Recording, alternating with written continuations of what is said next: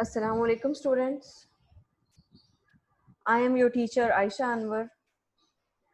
Welcome to the computer class.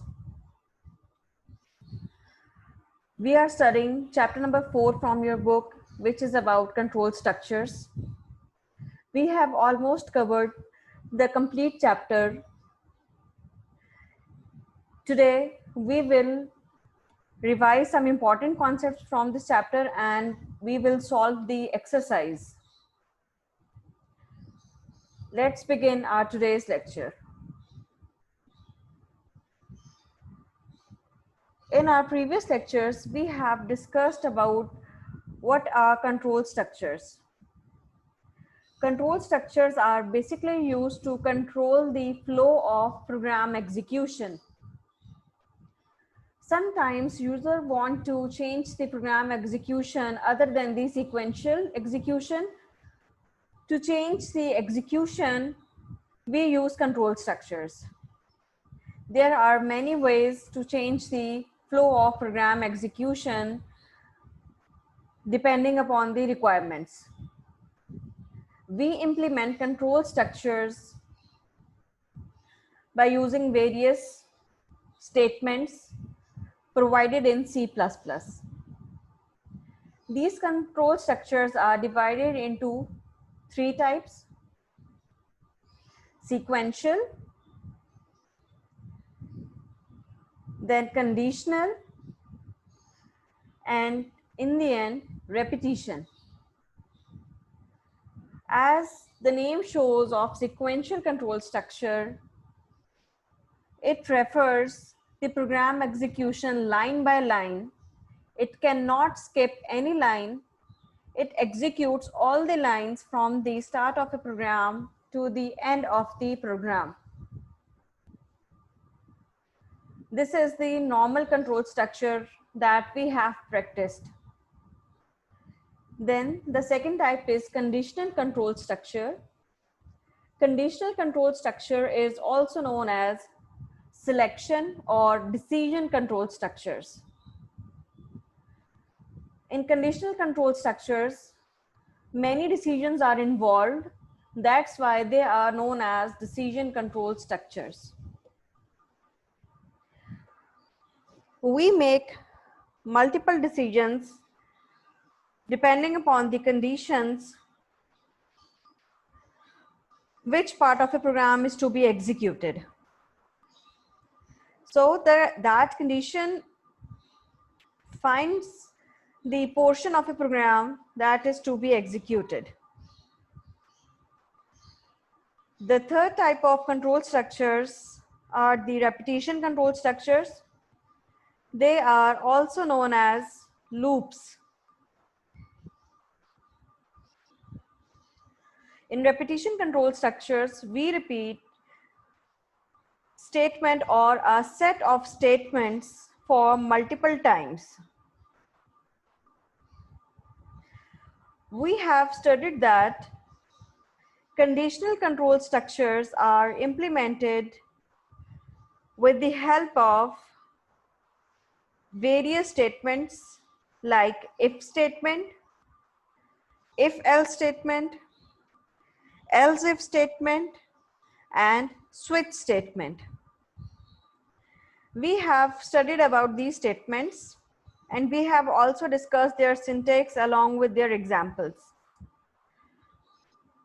I hope all of these statements are clear to you. If still you are having any query, you can ask me.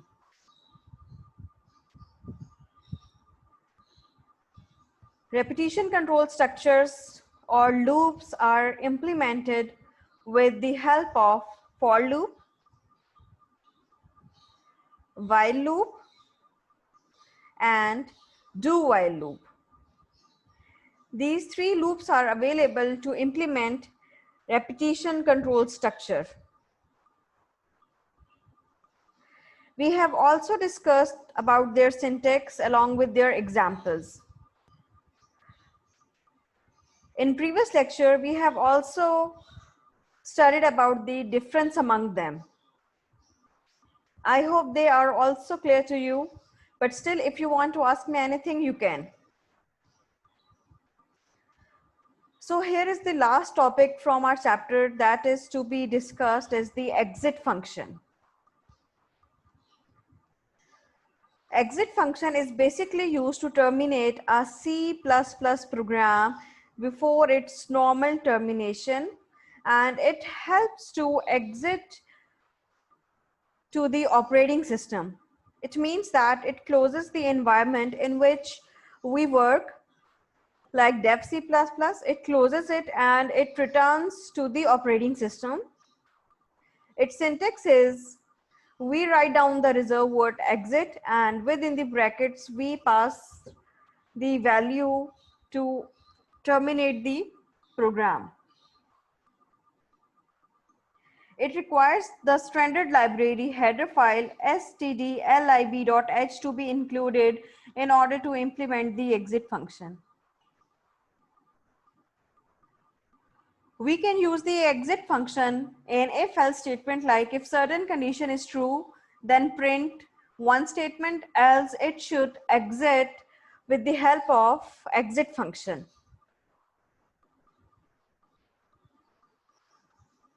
You can take help from your textbook, page number 88 and 89, in order to understand this exit function. Please go through the topic, and still if you are having any confusion, you can ask me. Now we are going to solve the exercise of chapter number 4. These are the short question answers.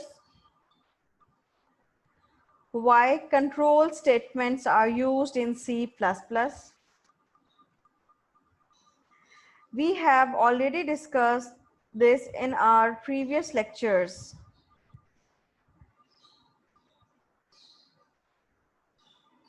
Simply, let's revise it again. You have to mention the purpose of control structures to respond this question.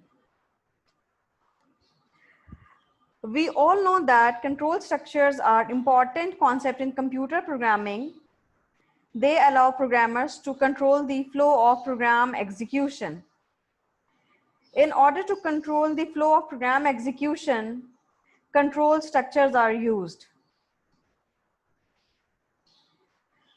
Which control structure is to be selected depends upon the condition which we want to implement.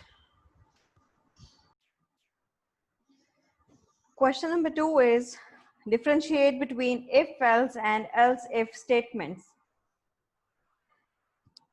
First of all, let's discuss about if-else statement. We know that it is used when block of statements is to be executed if the condition is true. If the condition is false, then the block of statements following if reserved word are skipped, and the other block of statements following by the else reserved word is executed. It basically selects only one block of statements from two options. Else if statement is little bit different from if else statement. We have discussed that it selects a block of statements from multiple options. When it is executed, a block of statements is selected for execution based on a condition starting from the first condition. If all the conditions are false, then it executes the block of statements after else portion. Otherwise, program execution continues from the statement after if block. Using else if statement, we can make a choice from multiple options. But in if else, we have only two options, and else if provide us more than two options. So it is the basic difference between if else and if else statement. Question number 3 is to differentiate between for loop and while loop. During the lectures, we have discussed its difference. I am going to repeat it again over here. The basic difference between for loop and while loop is the number of iterations are known in advance for the for loop. We know exactly how many times we want to execute the loop. For example, 5 times or 10 times like this. But in while loop, we do not know the number of iterations in advance. It keeps executing the statements until the condition is true. When the condition becomes false, the set of statements will not be executed.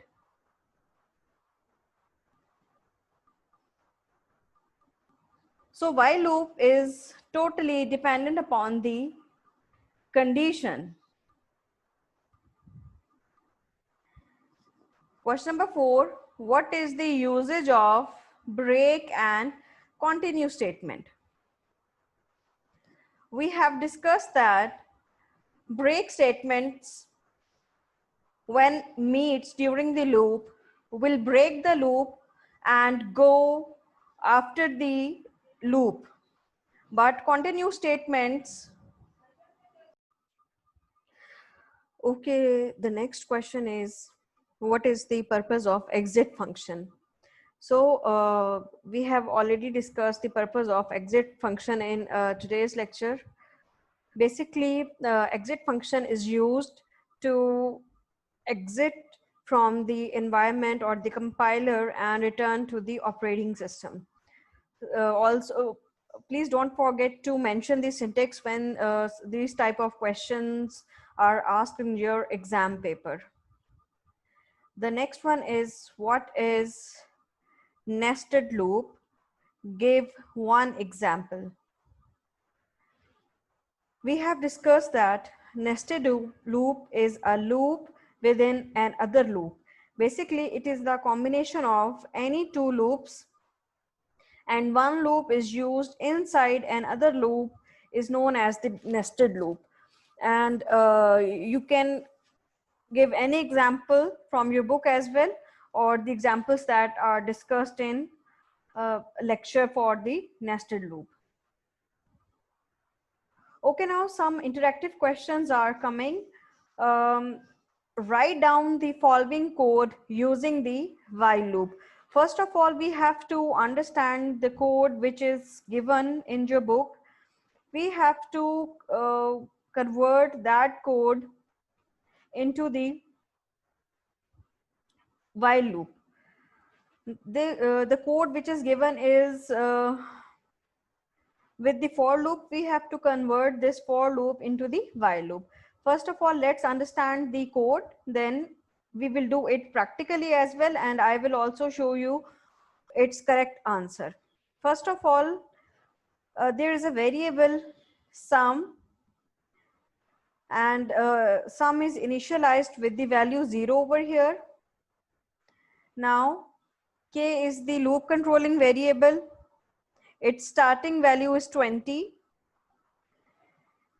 The condition which the loop has to check is k is less than 100, and here you can see that we are increment the value of k by 2. We are adding 2 to the value of the k in each iteration. Here you can see what statement are we executing within loop. We are executing sum is equals to sum plus k. It means that we are adding the value of k into the sum, and in each iteration we are adding the present value of k into the previous value and assigning that value to the variable sum. So this loop will be executed from 20 to 98, because the loop will be executed till k's value is less than 100. So it's less than 100 is 98, starting value is 20. So it means we are going to add 20 plus 22 plus 24 plus 26 plus 28 up to 98. So this is the loop for loop. Now we have to convert this code using the while loop. This is the answer. This is the correct answer for the while loop. Here again, you can see the variable sum is equals to 0. This statement is same over here. The next one is, here is this value should be k is equals to 20, not k is equals to 0. There is a mistake over here. I will run this code and I will correct this mistake over there. We are initializing the variable k as 20 because here it is mentioned that k's value is 20. So we are initializing the value k is equals to 20. Now here we have checked the condition while k is less than 100. So initialization comes before the while loop over here. If you see, this is the initialization of variable, that is k is equals to 20. This initialization is done before the while loop starts. Then you have to mention the condition which is the part of the for loop, like k is equals to 100. Now the condition k is less than 100 is mentioned over here while k is less than 100. Now we have to implement the line which is sum is equals to sum plus k. Here we have stated this line same, sum is equals to sum plus k. Here within the while loop you have to mention the increment value, k is equals to k plus 2 over here, and after the closing of the loop we have mentioned the cout statement to print the sum on the screen. So here you can notice the changes. For loop has three things in the same bracket, that is the initialization, condition, and updation or increment. Here these three things are divided into three different parts. Here comes the initialization before the while loop, then the while loop with the condition, and within the while loop we have to mention the increment, decrement, or the updation of the variable within the body of the while loop. And after closing the body of the while loop, here we have written the cout statement to print the value for the sum. Now we will execute this code practically. Now let me switch to the Rev C++.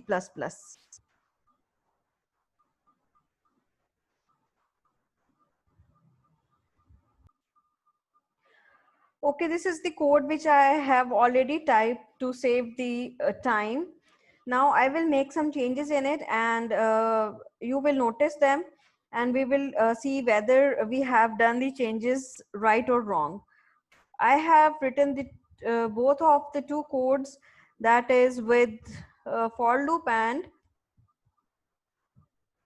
with while loop also. I have commented the portion. Okay. First of all, I am going to show you the results with the for loop, the question which is given in your exercise. Here you can see that we have declared the variables k and sum is equals to 0. We have initialized the variable k is equals to 20.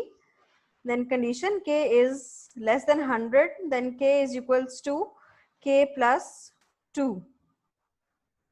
Now sum is equals to sum plus k, and here in the end we have taken the output with the help of cout statement. Now I'm going to compile this result. After compilation, now I am going to run this code. Here you can see the output of this program, that is sum is equals to 2360, means 20 plus 22 plus 24 plus 26 up to 98. If you add these numbers, the sum is 2360. So this is the output of the first code that is given in your book. Now the question is to change the given code from for loop to while loop. Now I am going to comment the portion with the for loop, and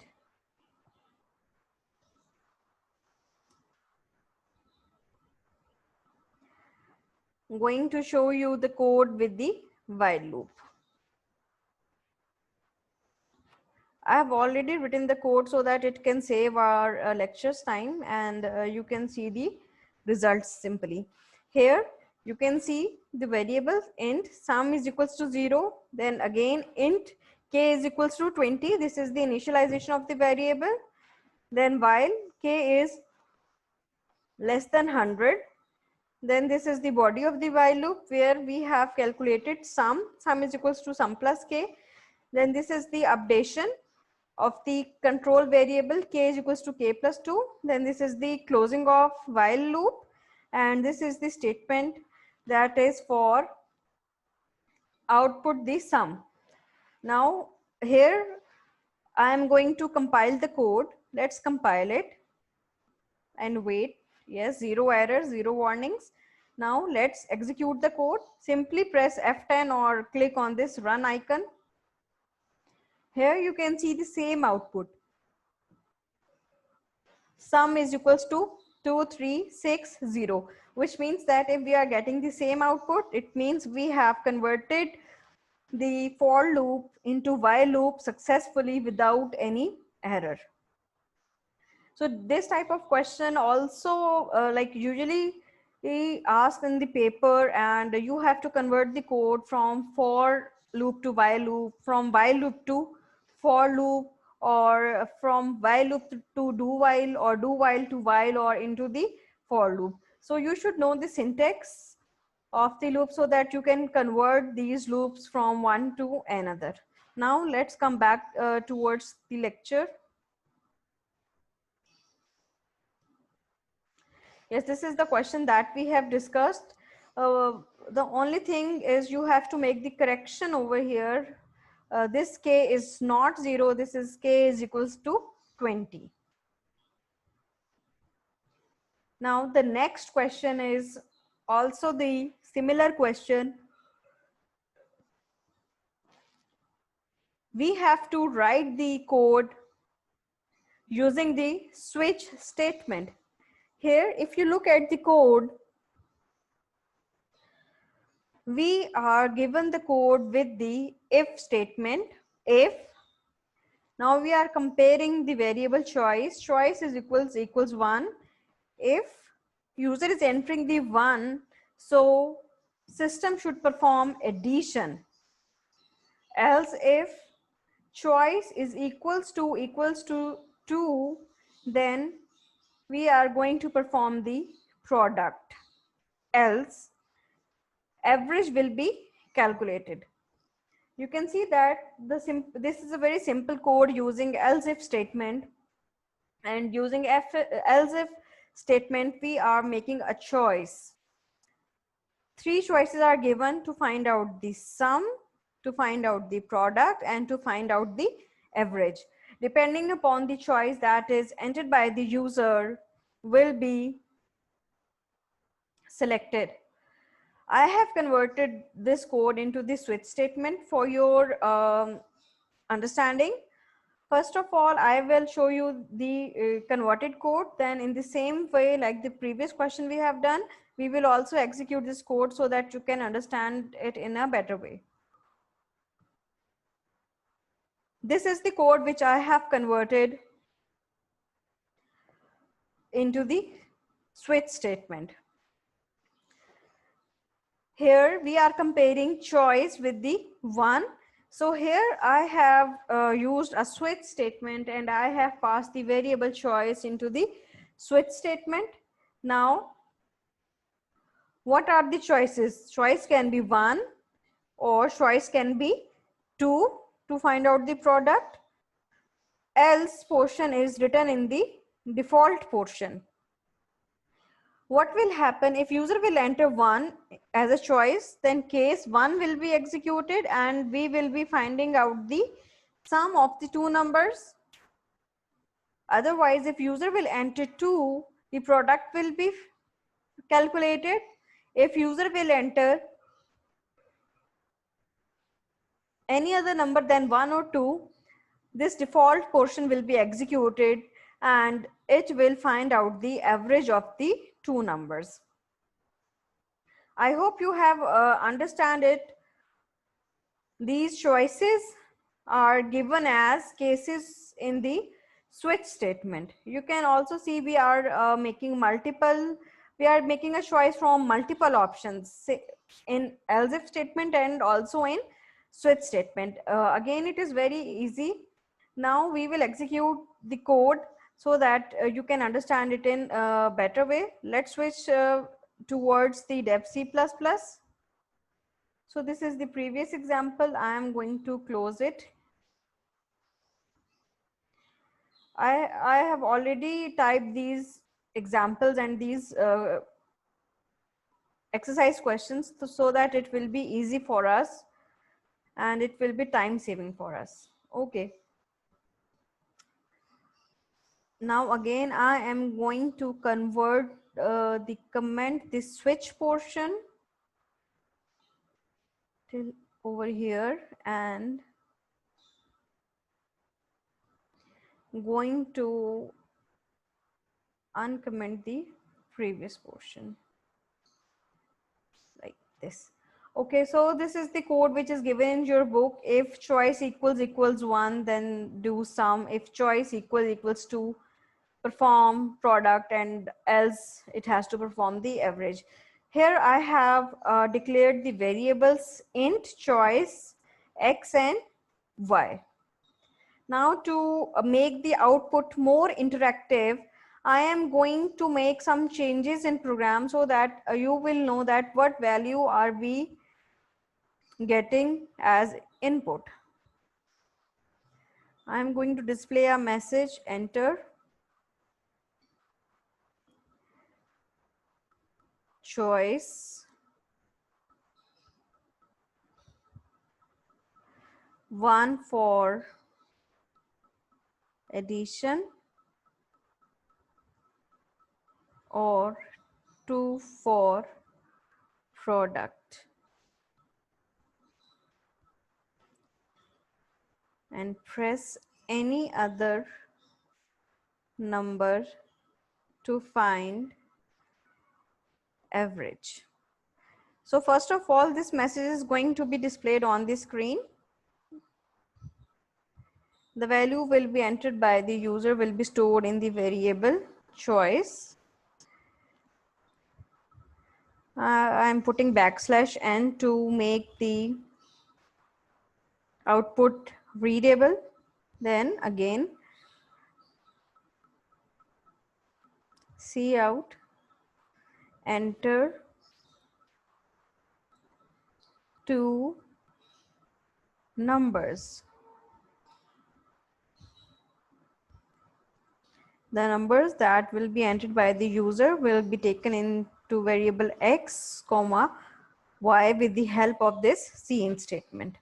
Now our program is now okay. This is the code which is mentioned in your book. So to execute this code, I have completed the program. Now I am going to compile it first. Yes, this program is compiled successfully with 0 errors and 0 warnings. Now run the code. Here you can see the message on the screen. Enter choice 1 for addition or 2 for product. Press any other number to find the average. Let's suppose I am going to, let's press 1 for the first time.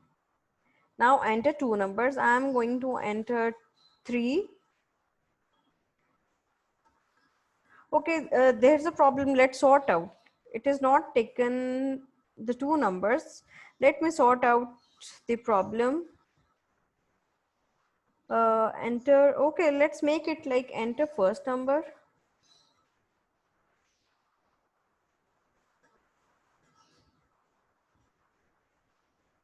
The variable will be taken in value x.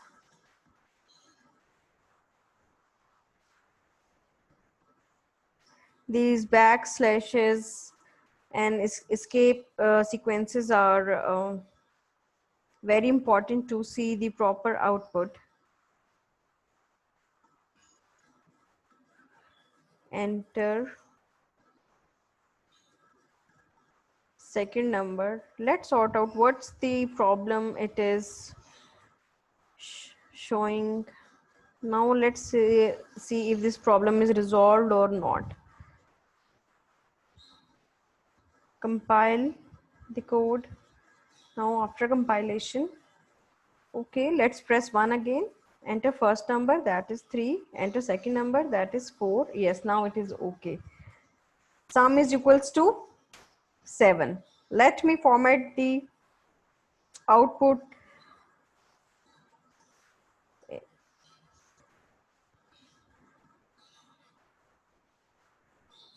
Let me put the another escape sequence over here so that we will be getting the output in much readable form. Now again, I am compiling the code. I am executing the code. Okay, now let's press 2 to find out the product. 2, enter first number, let it be 4, enter second number, that is 2. So the product is 8. So it means our code is working finely. Now this time I'm not going to enter 1 or 2, I'm going to enter, let's say 4. Enter first number, that is 7, enter another number, let's suppose it is 8, and the average is calculated as 7. Although average of 7 and 8 is 7.5, but here we can see the 7 because we have taken the variable as data type int. So x and y are declared as int variable, not as floating type variable. So that's why you are getting the results in integer type, not in floating type variable. Now I am going to comment this, the portion which is stated with the if statement, and uncommenting the portion with the which is written with the switch part, so that we can be see the results whether we have changed the code successfully or not.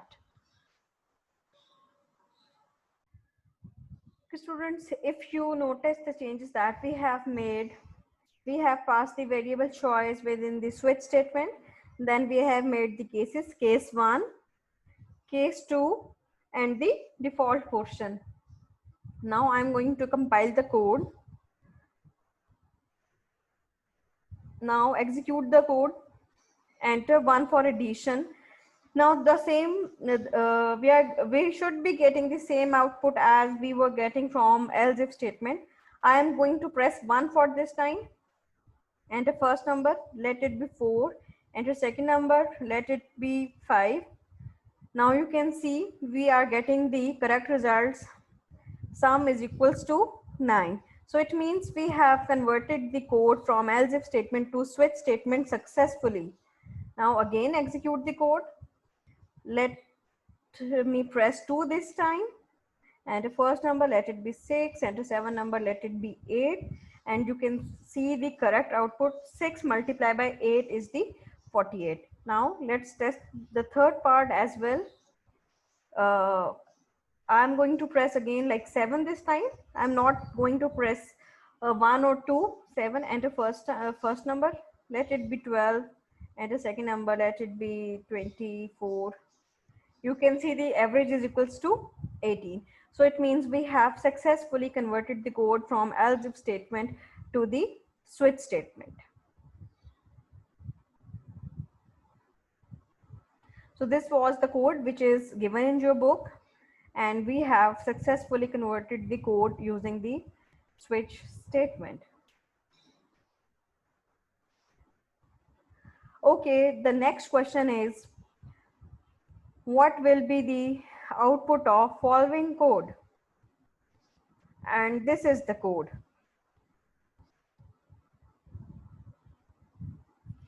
While k is less than 10, while k is less than 10, we have to sum is equals to sum plus k, then we are getting C out K, C out sum, and K is equals to K plus 2. Here I have made a little bit changes in the code so that we will see the proper formatted output. Here we need to understand that how many cout statements are used. The cout statements will definitely be the output statements on the screen. So there are only two cout statements are used, or in your book it is a single cout statement. Cout to value k and cout to print the value of the sum. So it means first of all it will display the value for the variable k, the control variable. First time the value of k will be 1. 1 is less than 10. Yes, condition is true. So initially the value of sum is 0. 0 plus 1 will become 1. Now sum is 1. It will output the value of k and sum. In first iteration value of k is 1 and sum is also 1. Now we have incremented the variable k by 2. 1 plus 2 becomes 3. 3 is less than 10. Yes, condition is true. Now sum is equals to sum plus k. Previously sum has value 1. 1 plus 3 becomes 4. So the value of k is 3 this time and the sum is 4 this time. Now again k plus 2, so 3 becomes 5. Yes, 5 is less than 10. So previously what value is stored in sum? That is 4. 4 plus 5 becomes 9. So it will display 5 for the value of k and 9 as the output. So in this way it will be adding up to 2, means from 1 to 9. When it will add 9 plus 2 becomes 11, the loop will becomes false and loop will be terminated. Now again let's execute this code to see the proper output. Let me switch to dev C++ again.